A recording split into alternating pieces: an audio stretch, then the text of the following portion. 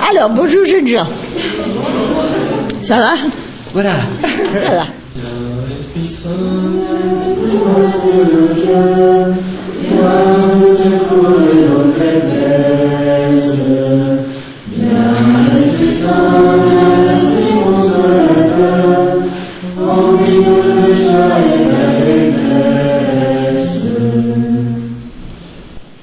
Vierge Marie, sois présente parmi nous durant ce petit colloque, afin que vraiment tout soit pour ta gloire et jamais pour la nôtre.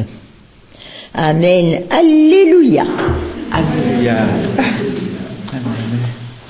Alors, jeunes gens, jeunes filles, alors, maintenant, dites-moi un peu, mais qu'est-ce qui vous intéresse? De quoi voulez-vous qu'on parle? Il y a le monde.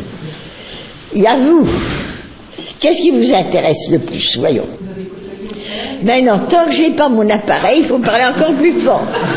Même avec mon appareil. Moi, mon oreille va avoir 96 ans dans quelques jours, vous comprenez?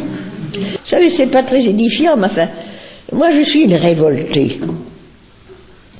Je crois que la fée révolte s'est penchée sur mon berceau. Or, voyez-vous, sincèrement, hein, la planète est révoltante. C'est révoltant. C'est pas possible. Nous, ici, regardez, comme nous sommes bien, comme c'est beau, nous avons un beau soleil, ni trop chaud, ni trop froid. Nous avons, enfin, un immeuble magnifique. Moi, je suis montée en ascenseur, etc. J'avais une chambre pour moi toute seule, et le reste, et le reste, et le reste, et le reste. On m'a apporté un excellent petit déjeuner. Bon. À cette minute, des millions de femmes, d'hommes, d'enfants, qu'est-ce qu'ils ont mangé ce matin? Où est-ce qu'ils ont dormi? Voilà. C'est révoltant, c'est révoltant, c'est révoltant, c'est pas possible. Je lisais, je ne sais pas où, que il y a, je ne sais pas, 200 personnes dans le monde qui possèdent l'argent desquels vivent je ne sais pas combien de gens. Ah, voilà le petit appareil, voilà, ça ira mieux maintenant. Merci. Bon. Ça ira un peu mieux, vous savez. Oui, ça va mieux, ça va mieux. Bon. Voyez-vous, moi j'ai un appareil parce que j'entends pas bien. Combien de personnes sourdes sur Terre n'ont rien du tout et n'entendent rien? Bon. C'est révoltant, c'est révoltant, c'est révoltant. Alors, au milieu de tout ça, j'ai grandi justement dans cette espèce de sentiment que moi je ne pouvais pas supporter ça, qu'il fallait que je fasse quelque chose. Ma sœur s'était mariée, vous savez les mariages de l'époque, hein, très heureuse, ses enfants venaient les uns après les autres, évidemment elle s'occupait de sa famille. Et moi j'allais me marier et laisser les millions d'enfants malheureux à travers le monde. Non, c'était pas possible. Il fallait que je fasse quelque chose. Or, à l'époque, il n'y avait pas d'assistance sociale, il n'y avait aucun de ces métiers de femmes qui vont vers l'autre, n'est-ce pas? Il y avait une seule voie, la voie religieuse. Et je crois que la mort de mon père sous mes yeux, quand j'avais pas encore 6 ans, on la messe et le noyer sous mes yeux comme ça, avait fait naître dans le cœur de cette petite fille le sentiment que tout passe. La fameuse parole de Pascal. Tout nous glisse et fuit d'une fuite éternelle. Eh bien, moi, j'avais pas comme ça, j'ai senti ça, j'ai vu ça, en une seconde, j'ai plus de papa. Et il y avait, je crois aussi, à cause de cela, un vide, un trou dans mon cœur. Tout passe. Tout nous glisse, ça glisse, tu peux le tenir, ça te glisse, ça fuit. Et la fuite est éternelle, c'est fini, tu ne le reverras plus jamais. Toute seconde de notre vie est comme ça, elle fuit, une fuite éternelle. De sorte que le trou que j'avais, j'arrivais pas à le combler parce que j'étais assez coquette, vous savez, je valais pas grand-chose entre nous soit dit. Oui, c'est vrai, j'aimais beaucoup m'amuser, danser, voyager, Et après. Qu'est-ce qui restait de tout ça? Ben, il restait Dieu. Et vraiment, vous savez, c'est beau quand on pense comment Dieu aime l'homme. C'est pas possible. J'avais 12 ans, j'étais déjà donc une petite fille révoltée, pas très gentille. Et voilà que mon frère revient de l'école Saint-Louis, habité au Bruxelles.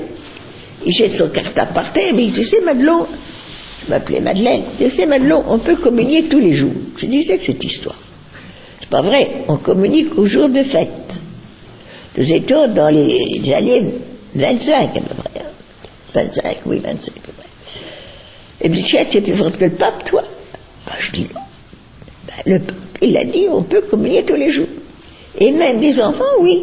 Ben, j'avais 12 ans. Ben, très bien. À partir de demain, je vais communier tous les jours. Vous voyez, ça, c'est venu de quoi? C'est pas venu de moi. C'est venu de Dieu qui appelle. Et à partir de ce jour-là, c'est extraordinaire quand on pense. Je me levais plus tôt que le reste de la famille. Vite, je m'habillais, je courais à la paroisse. J'assistais à la Sainte Messe. Je recevais Jésus. Vite, je déjeunais en vitesse, je courais à l'école.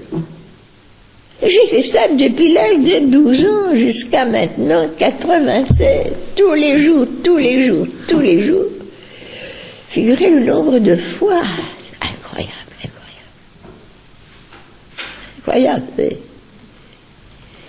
Alors, ça donne à l'âme une saveur, un sens, un bonheur. Et le plus extraordinaire, voyez, vous ne le croirez pas, moi je ne le croirais pas non plus.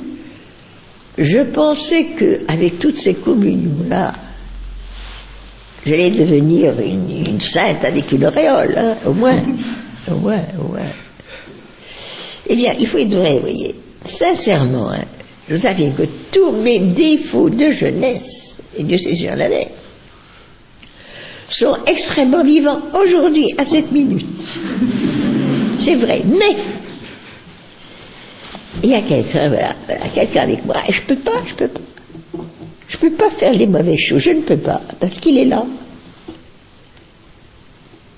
Alors, c'est tellement extraordinaire de vivre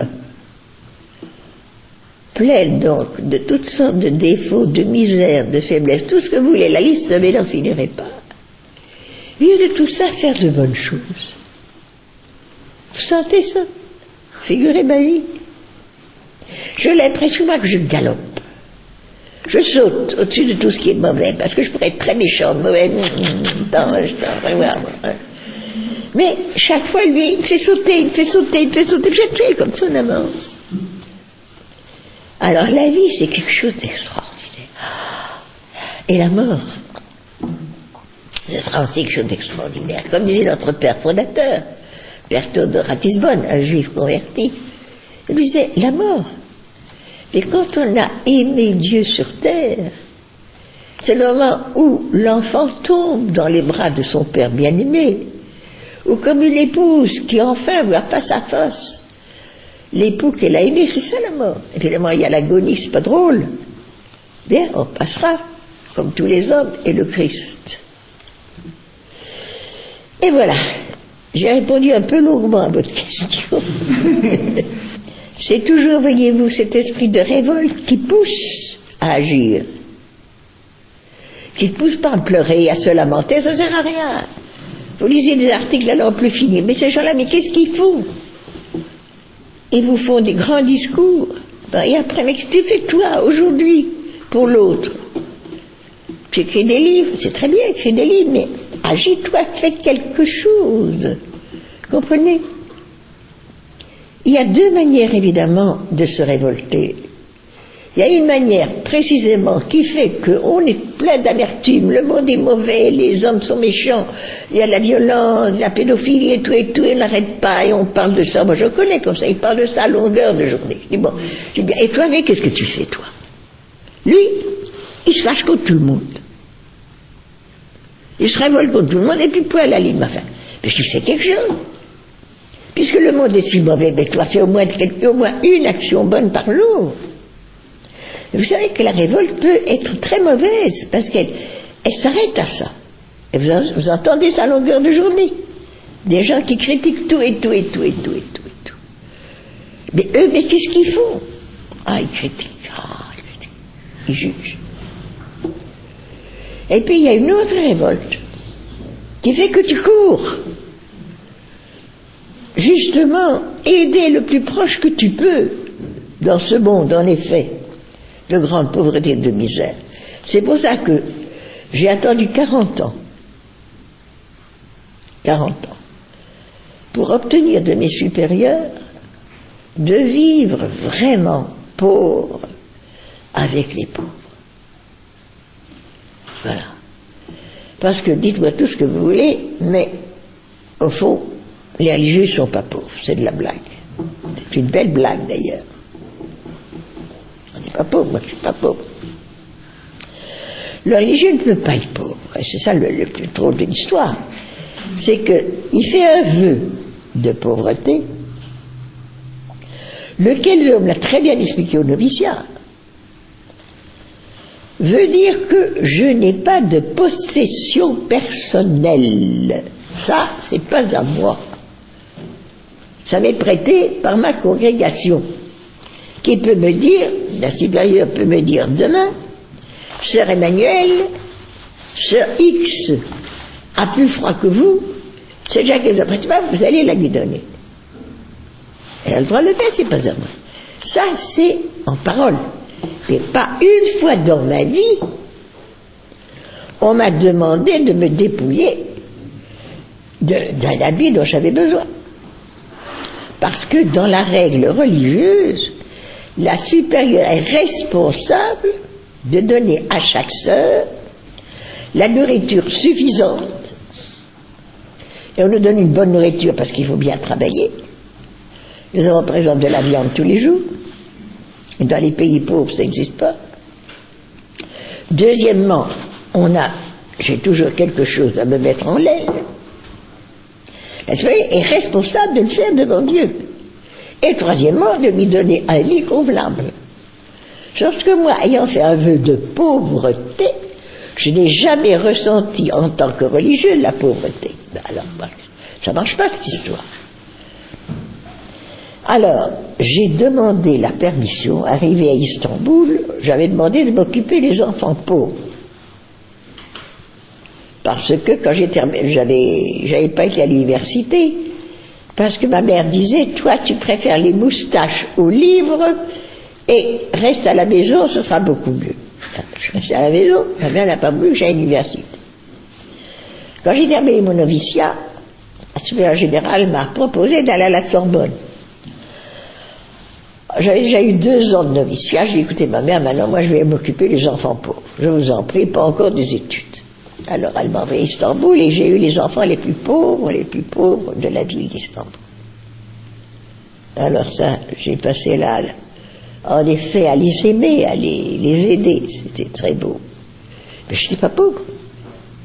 Alors, voyant les quartiers là les plus misérables, j'ai demandé à mes supérieurs la permission d'être enfin pauvre, quoi, de partager leur vie, d'avoir une petite cabane comme ils avaient, dans un bidonville que je connaissais, le matin de venir enseigner, et puis de retourner pauvre.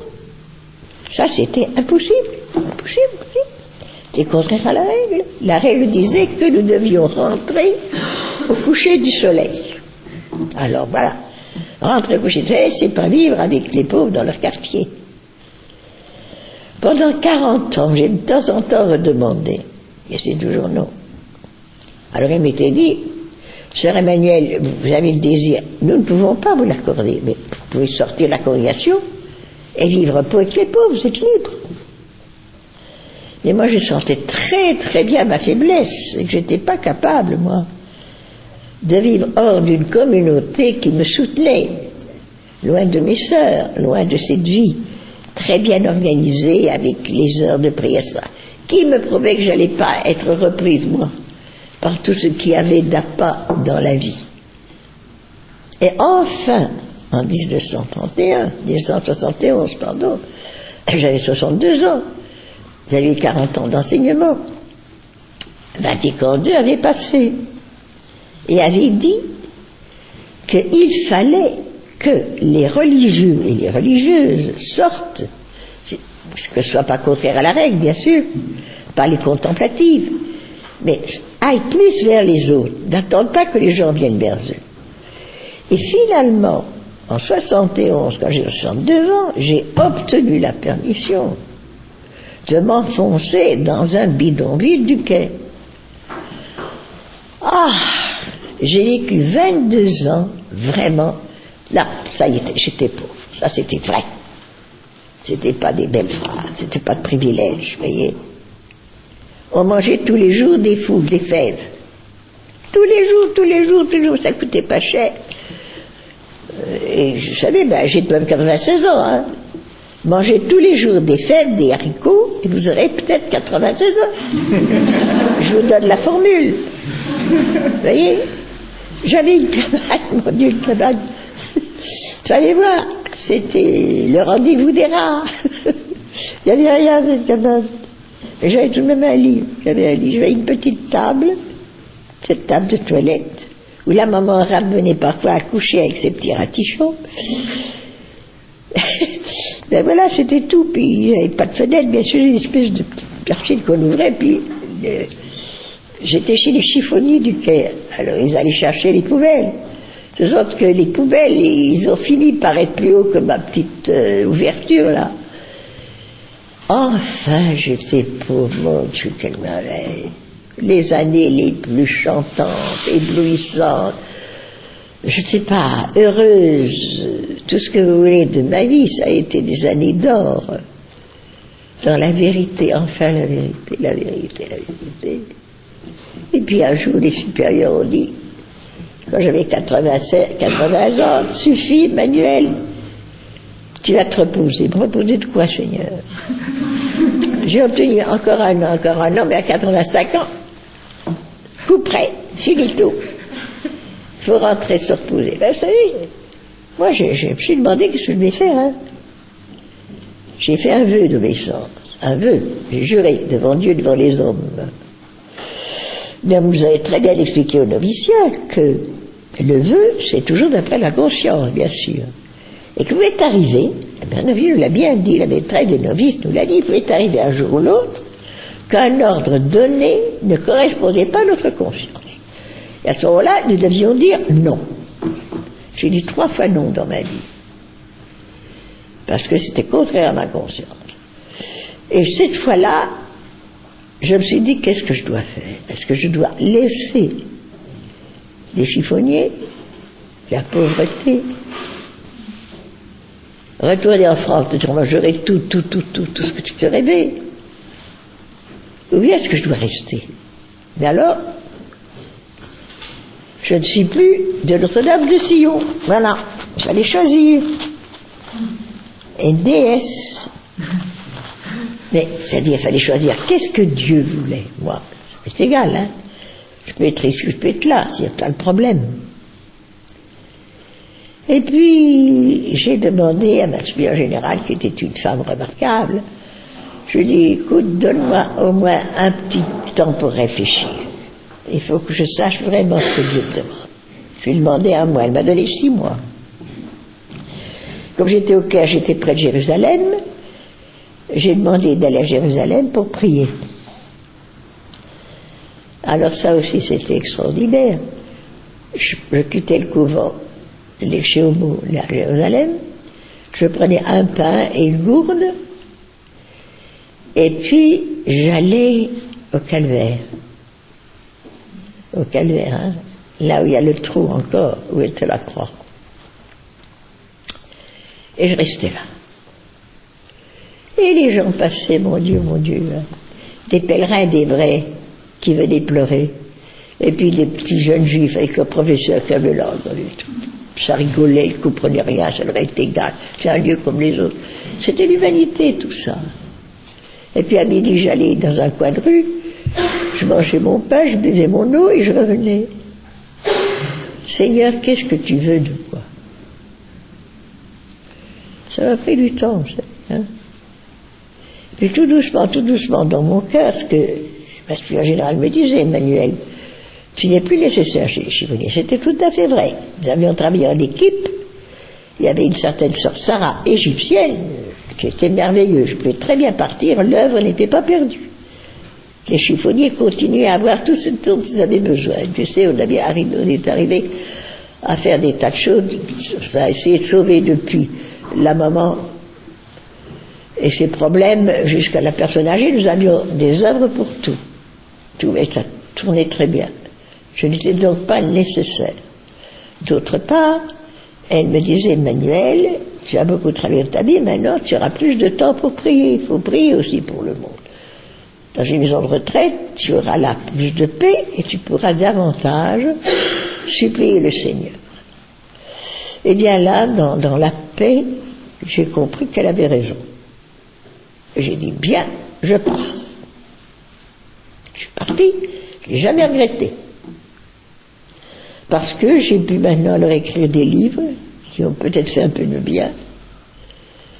Et puis, j'ai occupé des SDF, sans domicile fixe, c'est épouvantable, des jeunes, des cas terribles. J'ai pu aller dans les prisons, visiter les prisonniers, enfin bon, et puis prier.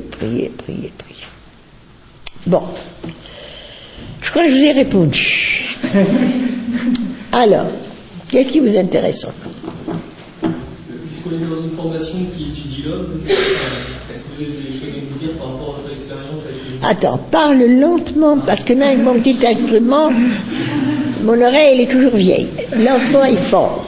Non, comme on étudie l'anthropologie, oui. Est-ce que vous avez des choses à nous partager par rapport à l'expérience que vous avez eue avec les différentes religions, les différentes religions?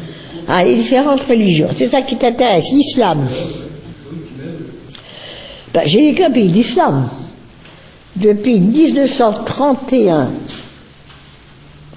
à 1993, j'ai n'étais qu'avec des musulmans, enfin avec des chrétiens. La fin, c'était des pays musulmans. Et j'ai des milliers d'amis musulmans, mais des milliers, vraiment, sincèrement. Hein. Et ce sont de vrais amis, qui ne sont pas particulièrement fanatiques. D'après moi, l'islam n'est pas une religion fanatique. Il y a dans l'islam, comme malheureusement dans toute religion, une minorité fanatique, et qui est terrible, vous le voyez. Vous avez là des hommes qui, au nom de Dieu, meurent en faisant mourir. Il y a une prière que j'aime beaucoup, je crois que c'est même un cantique. Seigneur, pitié pour ceux qui meurent et ceux qui font mourir. C'est une prière, celle-là. Ça, c'est vraiment la prière du Christ. Pitié pour ces kamikazes qui se font sauter en faisant sauter les autres. Nous les appelons des fanatiques. Eux, ils s'appellent des martyrs. Et pour les musulmans qui sont comme eux, de leur genre, ce sont les plus grands martyrs, et une mère est fière d'avoir un fils kamikaze, vous le savez. Elle est la mère d'un martyr. Hein. Alors il faut aussi tout de même regarder ce que pensent les autres. Nous n'avons pas toujours raison 100%. C'est évident qu'on ne peut pas dire que c'est bien de se tuer pour en tuer d'autres, c'est évident. Mais il faut aussi comprendre qu'un homme qui le fait, je ne sais pas moi, devant Dieu, comment Dieu le regarde, moi j'en sais rien. Mais le regarde comme un père aime un fils dévoyé, dont l'esprit a perdu le sens, c'est évident. Mais en attendant, enfin, vous êtes prêts, vous, à mourir demain? Moi, en tout cas, je suis pas du tout prête à mourir demain. À me faire mourir, à me faire sauter demain, je suis pas prête. Moi, j'ai encore envie de vivre. Hein. Vous savez, il y a quelque chose là-dedans. On peut me dire tout ce qu'on veut, c'est du fanatisme. C'est évident, c'est évident qu'ils sont déloyés, les malheureux. Enfin, en attendant, ils se sacrifient. Hein. Et je vous avais un peu lu la prière qu'ils font la veille du jour où ils vont faire leur attentat. Ils doivent se purifier physiquement, parce que, évidemment, la partie charnelle compte beaucoup pour eux. Ils doivent être très purs de corps, des pieds à la tête, on se met de l'eau de Cologne, enfin, on a un corps tout à fait purifié. Et on prie Dieu, on lui offre sa vie. Il y a quelque chose là-dedans. Fermons la parenthèse, ce n'est qu'une parenthèse, mais enfin, c'est même à réfléchir de temps en temps.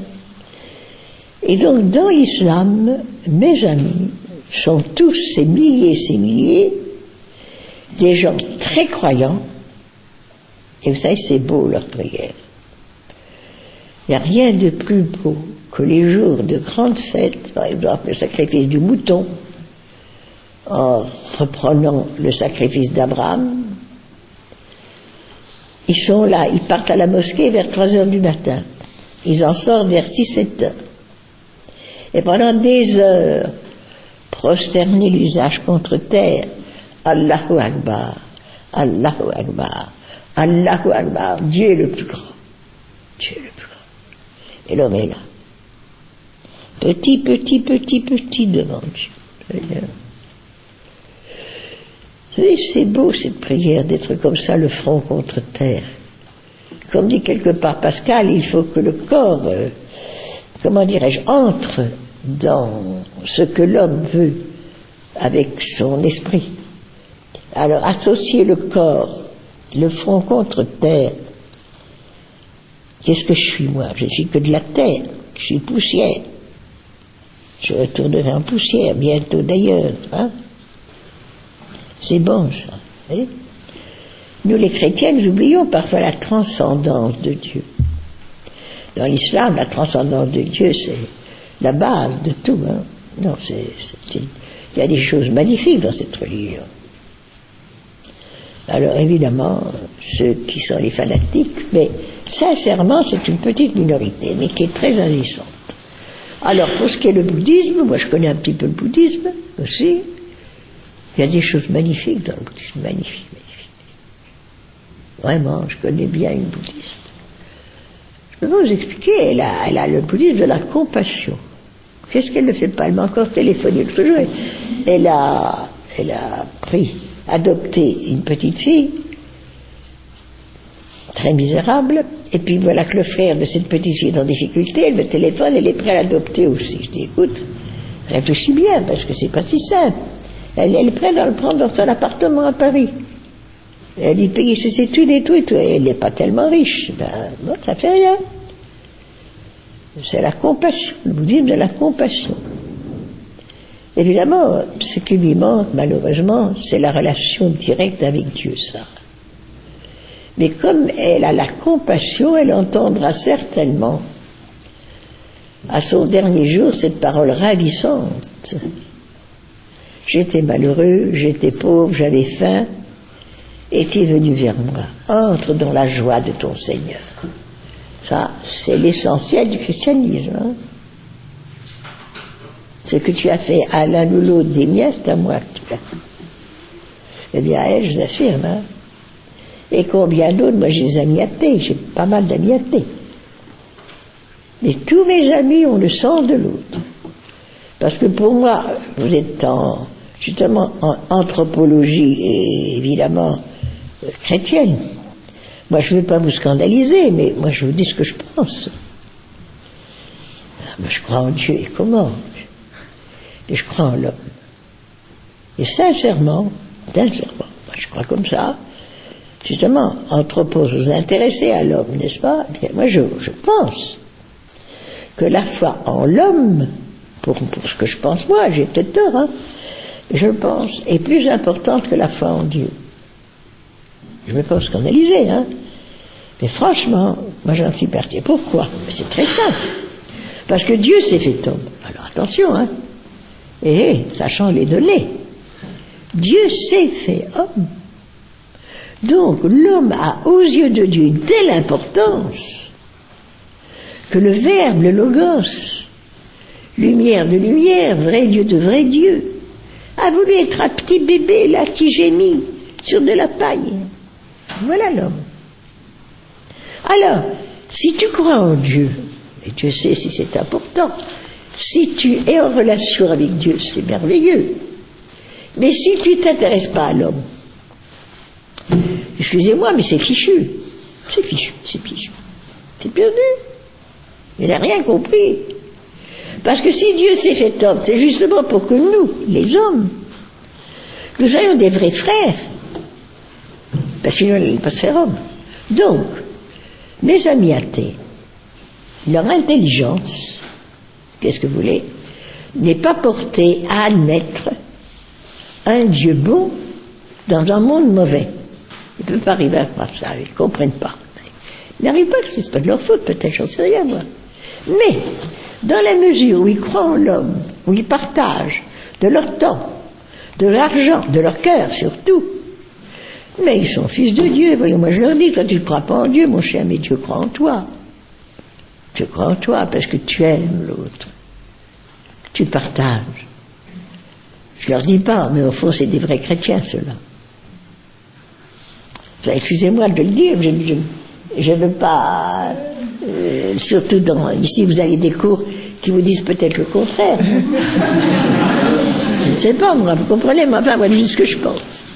Alors, qu'est-ce qui reste? Donc, le bouddhisme, l'islam, les athées, les juifs. Alors, moi, d'abord, je suis Dreyfus d'après ma grand-mère. Ma grand-mère était Dreyfus, c'est un nom juif 100%. J'en suis très fier. Je crois que le sang juif, il bouillonne de temps en temps. Ah oui, moi, je suis fille d'Abraham, rien que ça, figurez. J'ai pas beaucoup de sang d'Abraham, bien sûr, mais enfin, il est là, il est là, il est là. Alors, cette religion juive, ben, c'est notre source, c'est évident. Si tu es un vrai chrétien, tu es juif en partie. Le Christ était juif 100%, bien sûr, et la Vierge aussi, n'est-ce pas? Donc, nous avons une première source, c'est le Premier Testament. La merveille des merveilles. Dieu créa l'homme à son image, et à sa ressemblance. Et les prophètes et tout le reste, n'est-ce pas? Donc, je peux vous dire que personnellement, j'ai des amis dans toute religion, et dans ceux qui n'en ont pas, et que, voilà, je ne voudrais pas encore me scandaliser, mais moi, la religion de l'homme ne m'intéresse pas d'abord, franchement. Est-ce qu'il est un frère? Ah, est-ce qu'il est un frère pour les autres hommes? D'abord ceux qui sont autour de lui. Est-ce qu'il sait aimer? Ah, ça c'est sacré, ça. Il sait aimer. Ça ne faut pas aimer, c'est moi la première, hein. Vous savez aimer, hein. Aimez-vous comme, c'est ça qui est nouveau. Je vous donne un nouveau commandement. Aimez-vous comme je vous ai aimé. Parce que je sais aimer, moi, comme le Christ a aimé, hein. En m'oubliant moi-même, mais 100%, puisque lui, c'était jusqu'à la mort, justement. Hein. Alors, voyez-vous, pour moi, la religion, c'est, comment expliquer, le terrain sacré, le jardin sacré de tout homme, et j'ai pas le droit d'y entrer. Hortus conclusus fons signatus. C'est un jardin fermé. Signatus, c'est scellé. J'ai pas le droit, moi, d'entrer. J'ai pas le droit de briser le sceau et de demander à quelqu'un sa religion. J'ai pas le droit, ça me regarde pas. Ça, c'est ton affaire entre Dieu et lui. Et par exemple, moi, j'ai tout à fait de la vie de pasteur. Jamais reculé devant une question religieuse. Pasteur dit, quand quelqu'un est en difficulté, tu lui demandes pas sa nationalité et sa religion. Tu lui dis, qu'est-ce que je peux faire pour toi? Par exemple, quand nous sommes partis au Liban avec mon association, là, en pleine guerre, encore il y a plus de 20 ans de ça, nous voulions partir avec le président de l'association, le ami de Sœur Emmanuel, qui est à Paris, et nous devions partir, on ne partait pas comme ça au Liban, c'était encore la guerre là-bas. Alors il y avait Notre-Dame du Liban, nous avons été voir le responsable à Paris. Alors, moi, je lui ai demandé, vous intéressez à qui là-bas? Il m'a dit, nous autres sommes une petite association, sœur Emmanuel. Nous ne pouvons pas aider tout le monde, et non seulement les chrétiens, les catholiques. Alors, je dis bien, moi, je ne pars pas avec vous. Moi, je peux pas. Je peux pas arriver là-bas. Tu es musulman, tu es malheureux, je ne m'intéresse pas. L'autre sont partis avec l'ordre de Malte, qui lui s'intéressait aussi bien aux chrétiens qu'aux musulmans. Mais... Alors, je vous ai répondu question religion. C'est ça. J'espère pas vous avoir scandalisé, dites-le moi, nous ne sommes pas obligés de penser la même chose. Hein. Au contraire, ce qui est intéressant, c'est quand on ne pense pas pareil. Vous trouvez que j'ai tort de dire ça, non? Mais dites-le. Ça m'intéresse. Non, qu'est-ce que tu dis, toi, la belle? Je suis d'accord avec vous, mais j'ai une question par rapport à ça. Ça veut dire qu'on ne doit pas s'évertuer à essayer d'évangéliser, etc. Il faut plus focaliser sur eux. Voilà, justement, c'est ça. On peut arriver à cette conclusion. Puisque toutes les religions, pas que toutes les religions sont bonnes également. Non, non et non. Nous avons eu le fameux document Dominus Jesus, vous avez peut-être connu, ils ont étudié Dominus Jesus. Ben, vous l'étudierez un jour ou l'autre. Hein. Ça a paru il y a 1 an. Enfin, moi, d'ailleurs, je ne suis pas tout à fait d'accord avec ce document parce qu'il a été une bombe. C'est Ratzinger, je crois. Hein. Ratzinger, il fait des choses excellentes, mais enfin, il y va parfois un peu trop fort. C'est un document, n'est-ce pas, qui va contre cette idée que toutes les religions sont égales. Naturellement, Ratzinger a raison 100%. Je ne vous dirai jamais que Mahomet, Jésus et Bouddha, c'est pareil. Absolument pas. Pour moi, c'est le Christ. Et comment? Mais le bouddhiste qui s'attache à son Bouddha, c'est son affaire. Le musulman qui s'attache à Mohammed, c'est son affaire. Je dois le respecter. Je vais même très loin. Et moi, je crois que j'ai scandalisé de plus en plus.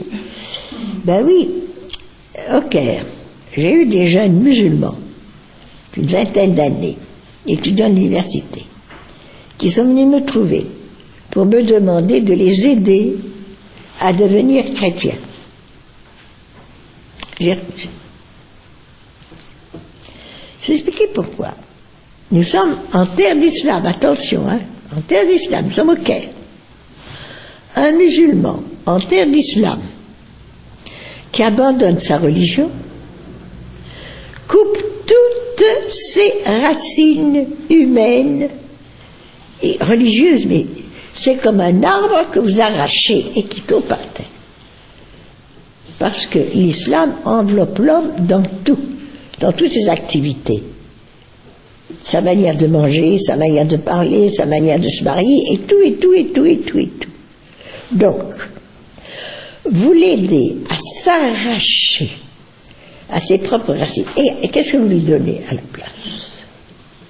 En terre d'islam. Il ne peut plus se marier. Qu'est-ce qu'il va épouser, ce jeune homme-là? Une musulmane? Mais jamais. Comment il est un renégat.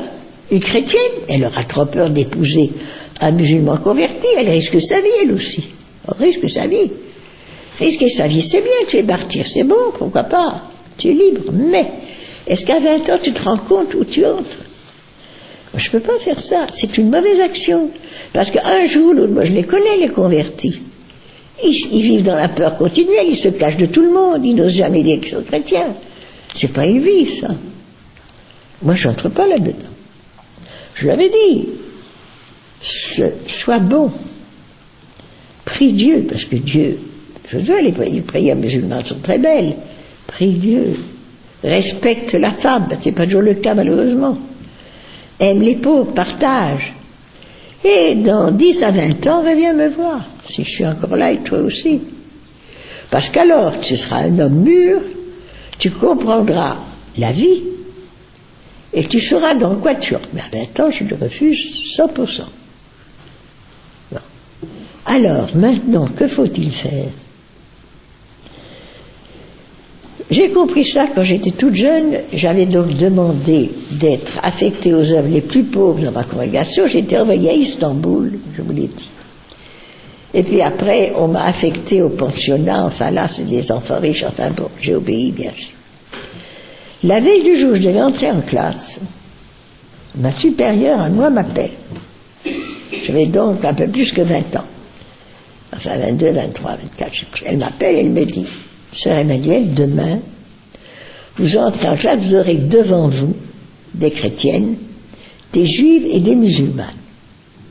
Écoutez bien la suite.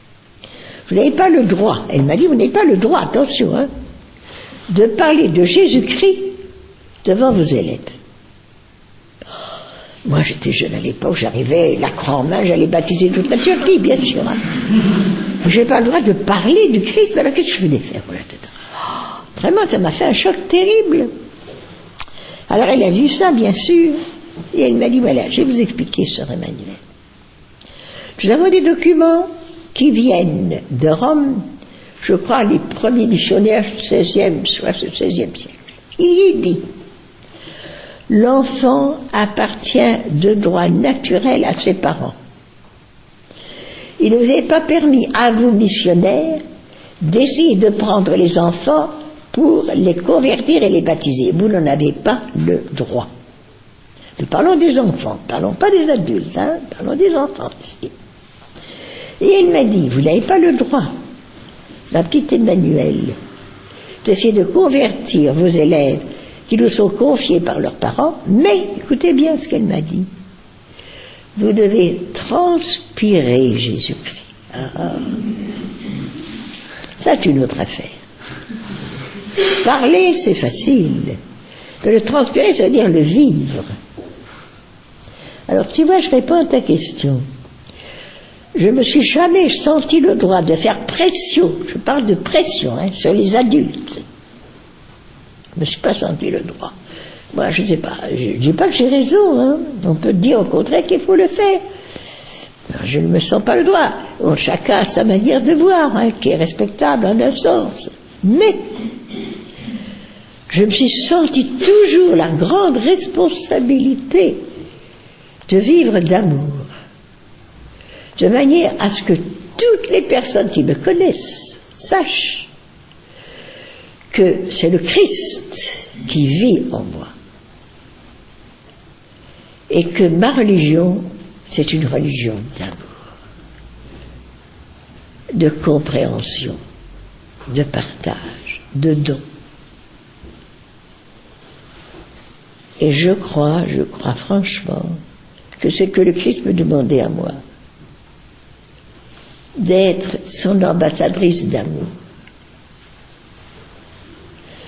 Alors, est-ce que moi, j'ai fait que des gens se sont fait baptiser?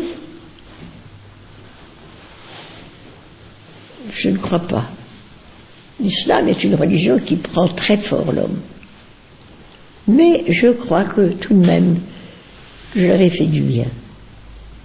Et mes anciennes élèves, j'en avais encore une qui était là, il y a 15 jours, elle venait me voir d'Istanbul, justement. Elle me disait, ah, Sœur Emmanuelle, vous ne savez pas comment vous nous avez marqués. Elle me parlait tout de suite des pauvres. Elle intensément, elle m'a dit, je vous remercie. Vous avez respecté ma religion, Sœur Emmanuelle. Et j'essaie d'être une bonne musulmane. Et comme vous, elle m'a expliqué ce qu'elle essayait de faire pour les pauvres. Elle l'avait appris à ses enfants aussi. Son fils venait justement de m'envoyer un très beau chèque. Ce sont des gens qui ont de l'argent, mais ils le donnent. Alors, je crois que c'est ça que Dieu me demandait à moi. Qu'il ait demandé à d'autres de prêcher à haute voix, je le crois aussi. Voyez-vous, chacun doit marcher d'après son chemin. Il faut un peu de variété dans la vie. Mais enfin, qu'est-ce que tu dis toi aussi, hein? Il parle un petit peu, moi j'ai assez parlé. Non, mais dis un peu ce que tu penses, c'est très important ça. Est-ce que tu crois, franchement, dis-le-moi, tu as le droit de me dire pourquoi pas, Sœur Emmanuelle, pourquoi n'avez pas prêché Jésus-Christ aux adultes? Non, moi je crois vraiment que c'est cette contagion d'amour, c'est ça, j'en suis intimement convaincu. Il faut faire envie de Jésus-Christ, il faut montrer ce que le Christ transfigure dans la vie et comment quand on nous dit, ce que Saint Pierre dit, il faut rendre témoignage de l'espérance qui nous habite. Quand je dis, mais pourquoi tu es comme ça? Parce que c'est le Christ qui vit en moi, je l'aime, et que ma force, je l'appuie à l'Eucharistie, et puis sans lui, je ne pourrais pas vivre. Hein, si je te reconnais comme ça, c'est parce que Jésus m'a parlé de toi, et m'a dit que tu étais mon frère, et que je te voyais en lui, et voilà, ça c'est sûr. Hein, ça c'est sûr. Donc, c'est pas... Ça ne fait pas baptiser les gens, tu vois.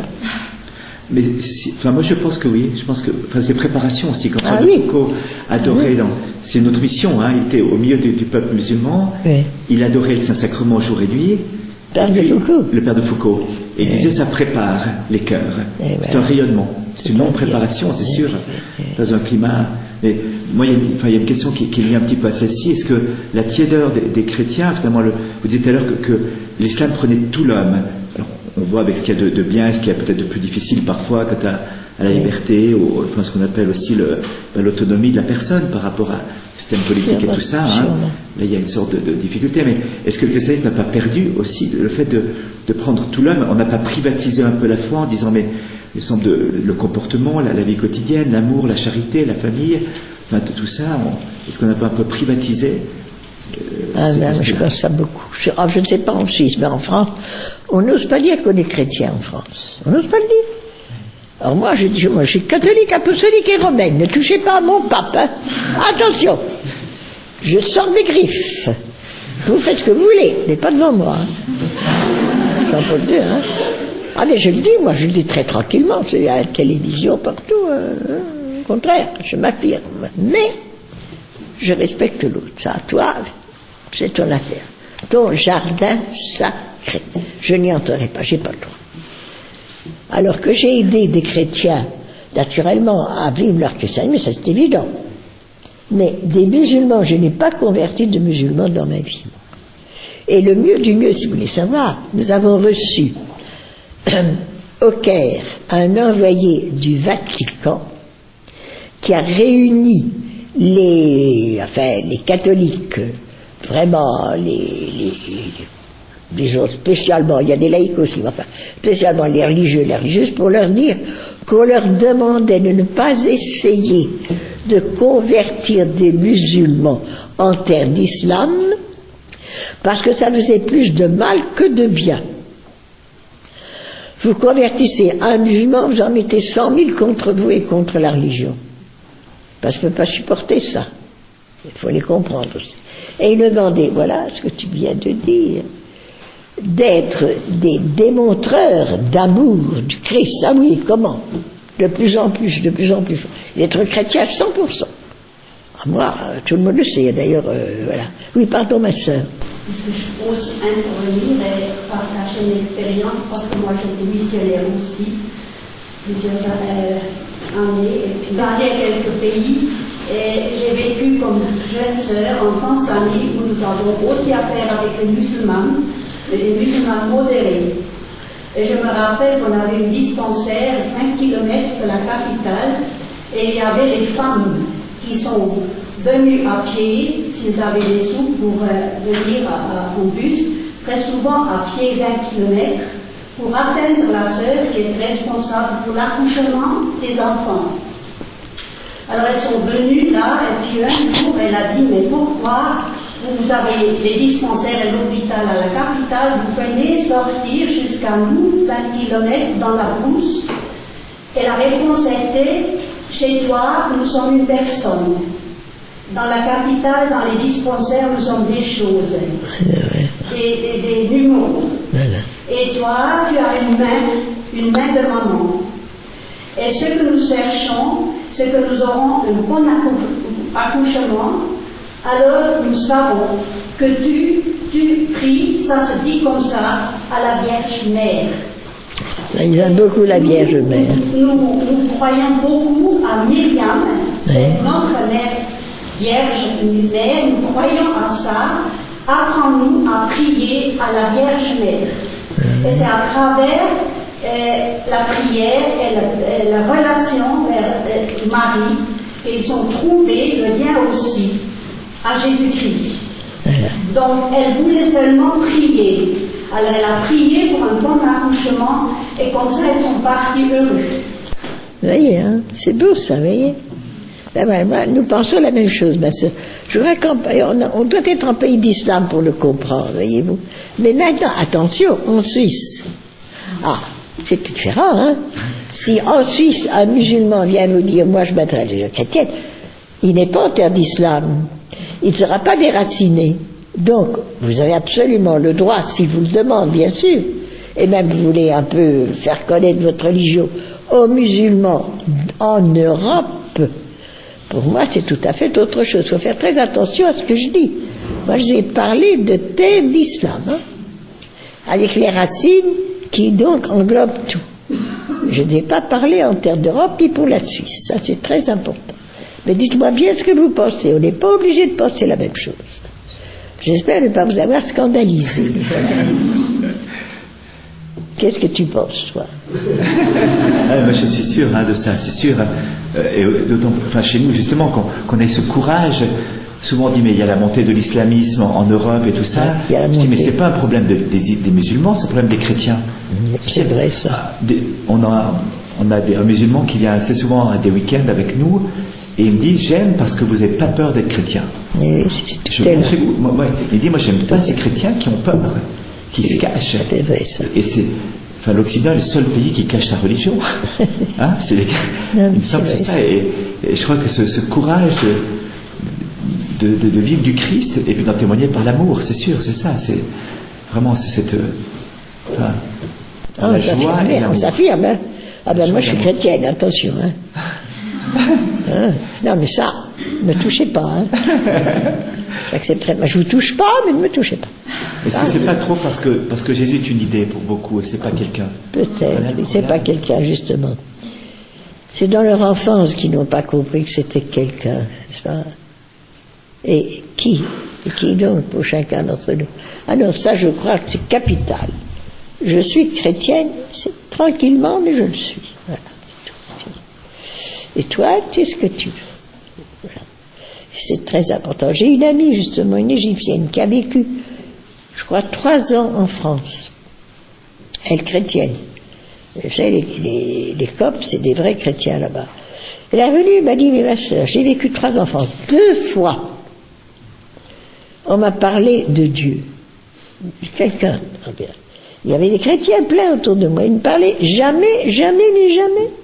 Elle ne pouvait pas comprendre ça. Parce que là-bas, c'est vrai aussi qu'on s'affirme comme chrétien, parce que ça veut dire qu'on n'est pas musulman. Il y a ça aussi, mais enfin, on s'affirme là-bas. Alors, y a-t-il autre chose qui vous intéresse, messieurs, dames? Tu vois, intrinsèquement mauvais, moi je crois pas qu'il y a un homme sur terre qui soit intrinsèquement mauvais, il n'y en a pas un. Je vais dans les prisons. C'est épouvantable. J'ai suivi pendant 1 an une malheureuse jeune femme qui avait tué son propre bébé. Elle avait 20 ans de réclusion. Cette femme m'a appris beaucoup de choses. Elle m'a beaucoup enrichi. Elle m'a fait comprendre justement ce qu'est que l'homme. Elle m'a fait comprendre ce que c'est que la faiblesse de l'homme, la misère de l'homme, et que dans le plus profond de cette misère, Dieu est caché. Incroyable. J'ai trouvé Dieu chez cette malheureuse. Elle m'a donné Dieu, et j'ai essayé de lui donner Dieu aussi. Pourquoi ? Parce qu'elle m'a fait un peu de confidence naturellement sur sa vie, sur son enfance, sur tout ce qu'elle ne m'a pas raconté. Et voyez-vous, je me disais, c'est tout à fait cette parole qui, je crois, est de Pascal, tout ce qu'un homme a fait de pire, un autre homme aurait aussi bien pu le faire. Et tout ce qu'il a fait de meilleur, un autre homme aussi. C'est-à-dire que chacun d'entre nous, nous sommes capables des pires horreurs, comme le dernier des assassins. Voilà, moi j'en serais capable. Hein. Mais nous sommes capables aussi du plus grand amour. C'est la manière dont nous tournons notre vie, naturellement. Et ça vraiment, je le crois. J'ai lu un livre extraordinaire quand j'étais justement au Liban en pleine guerre.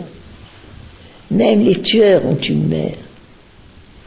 Et c'est l'histoire vraie d'un tueur un petit Libanais, musulman, dont la mère d'ailleurs était chrétienne, un brave petit garçon, son meilleur ami était un petit catholique. Et puis un tueur s'est installé sur le toit, parce que les tueurs là tuaient du toit. Et le petit y allait de temps en temps. Et finalement, il s'est laissé entraîner par l'autre et il est parti. Il est devenu lui-même tueur. Il était à Sabra et Shatila. Il y était, il a tué des femmes, des enfants, voilà. Et il explique, il raconte sa vie parce qu'il avait tellement tué à droite et à gauche. Vous savez, les tueurs là-bas, ils vont d'un côté ou de l'autre, c'est d'après les dollars qu'on leur donne. Ils trahissent tout le monde. À la fin, plus personne n'en veut. Alors au chômage, il est venu à Paris.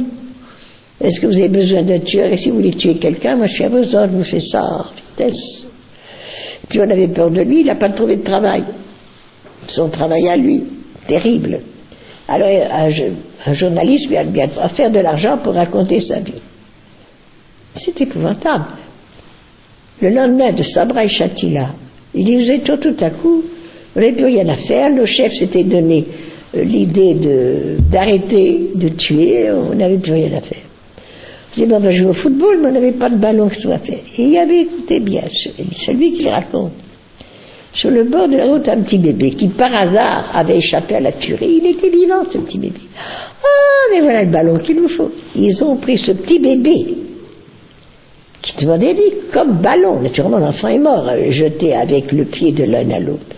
Et le journaliste, tout de même, l'arrête, lui dit, mais enfin, quand vous avez pris ce bébé, pour jouer au ballon avec un petit bébé vivant, vous savez bien que vous alliez le tuer, cet enfant, le faire mourir. Ça vous a rien fait de jouer au ballon avec un petit bébé comme ça?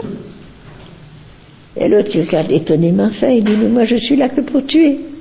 Pourquoi veux-tu que ça nous ait fait quelque chose à nous? Nous avons joué au ballon avec lui, ben il est mort, là, on continue à jouer avec le bébé mort. Il n'y avait plus rien. Ça allait être ça. Mais, attention, il raconte que parfois il est retourné chez sa mère. Même les tueurs ont une mère. Et alors sa mère pleurait. Mon petit, j'entends des choses horribles. Sur toi, c'est vrai, mon petit. Et il dit, moi je pleurais avec ma mère. Je pleurais dans ses bras, je disais, maman, qu'est-ce que tu veux? C'est la vie. Mon petit, pourquoi tu fais des choses comme ça? Maman, je ne sais pas, tu sais, c'est pas de ma faute. Ne parlons pas de ça, maman. Il redevenait un petit enfant dans les bras de sa mère, comme il était quand il était tout petit. Mais alors, il y a après un chapitre extraordinaire, c'est celui-là qui m'a le plus fait réfléchir. La question est celle-ci. Justement, est-ce que l'homme est un tueur? Alors, le journaliste a interrogé, paraît-il, 2 psychologues, un américain, tu parles, et un français. Et les 2 ont dit la même chose. Écoutez bien, après les psychologues, que tout homme a dans son cœur des instincts de tuer. Mais que l'éducation qu'on donne au petit enfant, on lui apprend à ne pas tuer justement. Et que, comment dirais-je, il étouffe en lui ce sentiment de vengeance, de tuerie. Et que c'est pour ça que tant d'hommes sont nerveux, disent les psychologues. Et que lorsqu'ils laissent ce sentiment de mort, de vengeance, se multiplier en eux, mais ces gens se sentent plus gens normaux. Vous savez, ça va loin cette histoire-là. Alors moi je dis, moi Emmanuel, voyons, est-ce que j'ai en moi ces instincts-là? C'est pas possible. Eh bien mes amis, voulez-vous savoir la vérité de la vérité, hein? J'ai retrouvé un jour, en effet, je vois l'endroit où c'était. Une personne m'avait mise hors de moi à un tel point, je ne peux la supporter, je l'étrangle. J'ai fait, écoutez bien, c'est moi, sœur Malvoyer pour le moment, hein, la sainte religieuse, hein, tout ce que vous voulez. J'ai fait, je me vois, j'ai mis un pied en avant, et puis, enfin, moi j'ai toute une éducation, je suis religieux, je suis en fait, je suis folle, et j'ai mis le pas en arrière. Mais moi, j'ai mis le pas en avant, ça je l'oublierai ça jamais. Elle va bien voir. Donc, c'est pas si faux qu'il y a aussi au fond de moi un instinct mauvais de détruire qui est contre moi. Oui. Voilà. Ça, c'est du Pascal, tout craché. Alors, vous voyez, c'est pas la peine de se croire quelque chose. Moi, en mon sens, c'est formidable. Vas-y, autant que tu veux, c'est des ballons, tout ça. Mais dans le silence, vous voyez, la vérité de l'être devant Dieu. Pauvre type, mais aimé de Dieu. Ma maîtresse des novices nous disait, nous sommes des misères. Et quelle misère? Mais des misères aimées. Ça, c'est merveilleux. C'est fantastique. C'est pour ça qu'au fond, il y a quelque chose à faire. C'est aspirer celui qui nous aime, le respirer et l'expirer, comme disait ma première supérieure, transpirer Dieu. C'est tout. C'est très simple. Mais c'est pas toujours facile. Alors, que voulez-vous encore savoir, messieurs, dames? C'est intéressant d'être avec Philanthropos. Hein? Philanthropos, c'est un beau nom que vous avez les uns et les autres. Hein? Qu'est-ce que vous pensez de cet institut Philanthropos? Qu'est-ce que je pense? De la création de cet institut Philanthropos. Ben, j'en pense pas encore grand-chose parce que je ne vous connais pas. C'est depuis hier que j'ai appris votre existence. Je ne connais pas vos cours.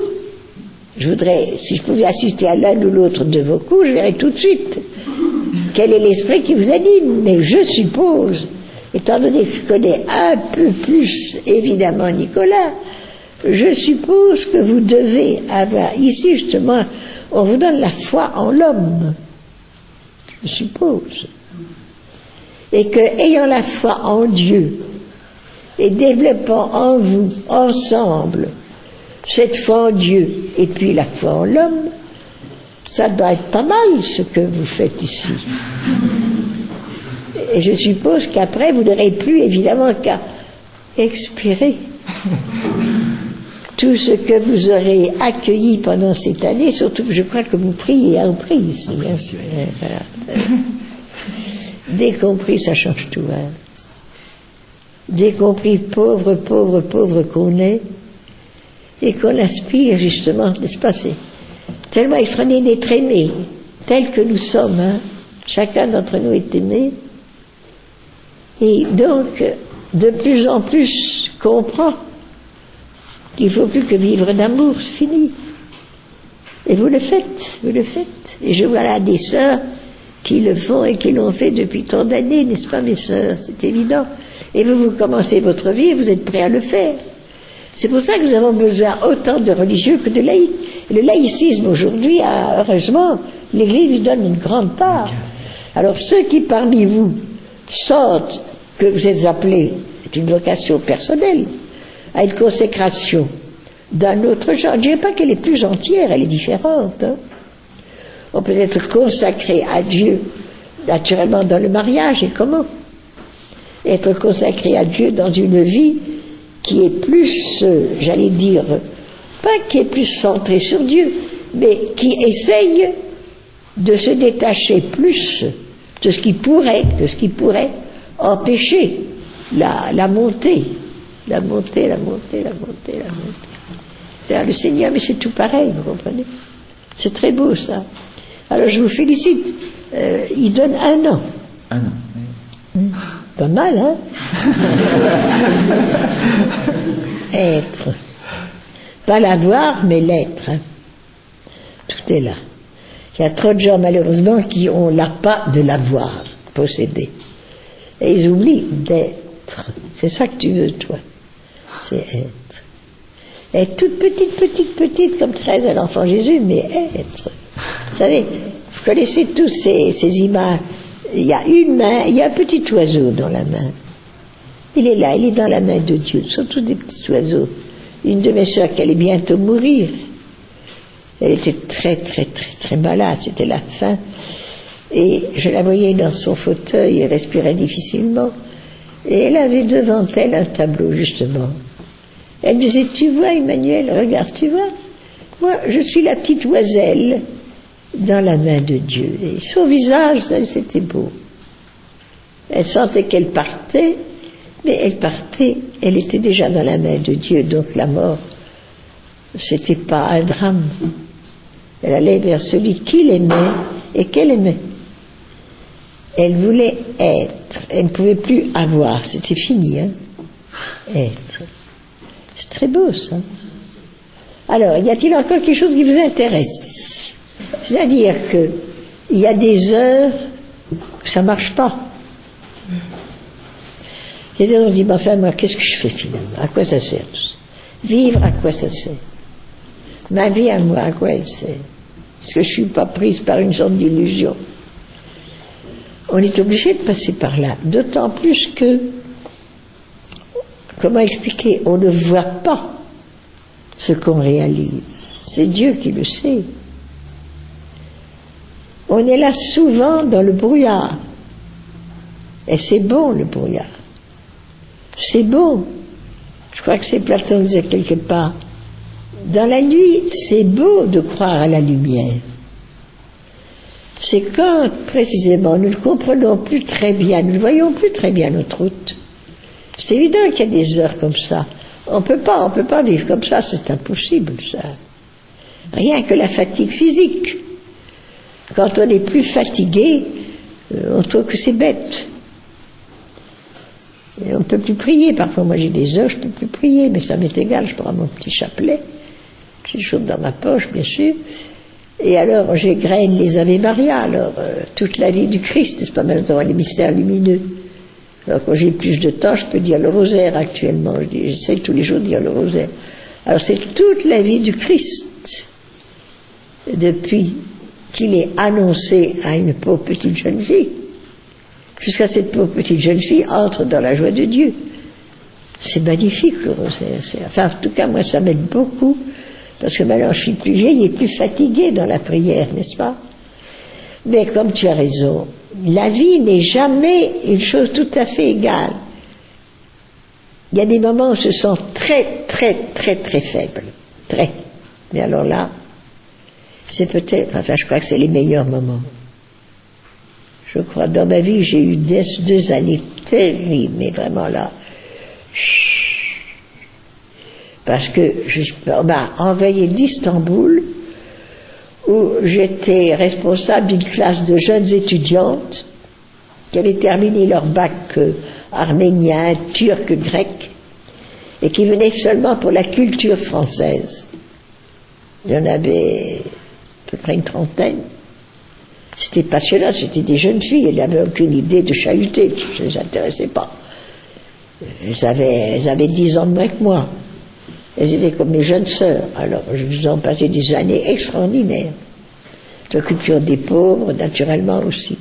Puis j'étais envoyé encore en pleine colonisation à Tunis, où j'avais des petites Françaises, les filles de colons, plus ou moins gâtées, et on m'a donné des filles de 12 à 14 ans, qui n'avaient qu'une idée de chahuter, de se payer ma tête, ça c'est sûr et certain.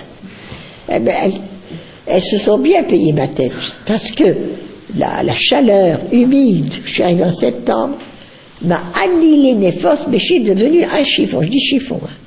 Me lever le matin, c'était un problème. Et tenir jusqu'au soir, avec 2 classes de petites bonnes femmes d'une trentaine d'années, il n'y avait qu'une idée de faire du tapage et de ne rien écouter, j'y arrivais pas. Enfin, moi, je suis pas arrivé. J'ai pas pu surmonter. Alors, vous savez, une maîtresse de classe qui est moquée par ses élèves, c'est pas drôle. Les parents étaient furibas. Les élèves ne travaillaient pas, bien sûr. Ils s'amusaient beaucoup. Alors, le mieux du mieux, quand une autre maîtresse qui me succédait ouvrait la porte, tout à coup, toutes les élèves, plus personne. La porte s'est refermée. Ah, tout de même, hein. C'était de ma faute, j'étais pas capable.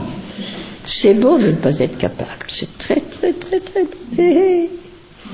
J'ai senti ce que c'est que la misère humaine. Et ça m'a préparé alors à supporter la vie un petit peu différente, évidemment, dans les bidonvilles où j'ai vécu. Mais je crois, si j'ai bien compris, que tu veux dire que il n'y a pas une égalité dans la vie. C'est ça que tu voulais dire? Ou c'était pas? J'ai peut-être mal compris. Qu'est-ce que tu voulais dire exactement? Comment persévérer. Ah, comment persévérer? Voilà, comme ça. On ne peut pas persévérer, ma pauvre chérie, on ne peut rien faire du tout. Hein. On ne peut pas persévérer par soi-même. C'est impossible. Mais il y a cette parole du Christ, tu sais, hein, pas du Christ, de Saint Paul sur le Christ. Je peux tout. Tu sais ce que ça veut dire tout? Je peux tout, mais tout, il y a 4 petites lettres, hein, en celui qui me fortifie.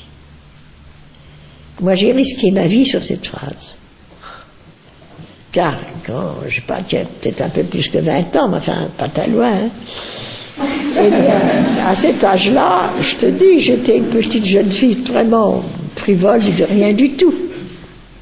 Et tout le monde me disait, confesseur en tête, que je ne tiendrais pas dans une vie religieuse. J'avais rien de ce qu'il fallait. J'ai dit, mais la question n'est pas là. Je peux tout, monsieur l'abbé, vous entendez? Je disais à mon confesseur, je peux tout. En celui qui me fortifie, il me tiendra. Mais vous serez malheureux. Mais non, je serai très heureuse avec lui. C'est lui qui m'a fait persévérer, c'est pas moi. Si nous comptons sur nos forces, c'est perdu d'abord. C'est perdu, c'est impossible. On est vraiment de très, très, très, très pauvres types. Qui qu'on soit. Mais, en celui qui me fortifie, hein, tu ne le sens pas, tu ne le vois pas, tu ne le goûtes pas, mais il est là. C'est fini. Donc, je cours, je vole, je saute. Par-dessus les obstacles, je danse. Tout marche. Même quand ça paraît ne pas marcher. Quand j'étais à Tunis, alors là, hein, j'ai eu 2 années. Mais je me suis accrochée. Je disais, Seigneur, ne me lâche pas, je n'en peux plus. Garde-moi, je disais ça toute la journée. Tiens-moi jusqu'au bout, jusqu'à ce que j'aille me coucher, que je tienne encore avec mes élèves. Je l'appelais tout le temps, je n'ai jamais appelé autant dans ces moments-là, je sentais que je ne pouvais pas. Eh bien, il m'a fait tenir bon malgré tout. Les 2 années se sont écoulées. Et puis après, ça a été les chiffoniers, alors là, c'est autre chose.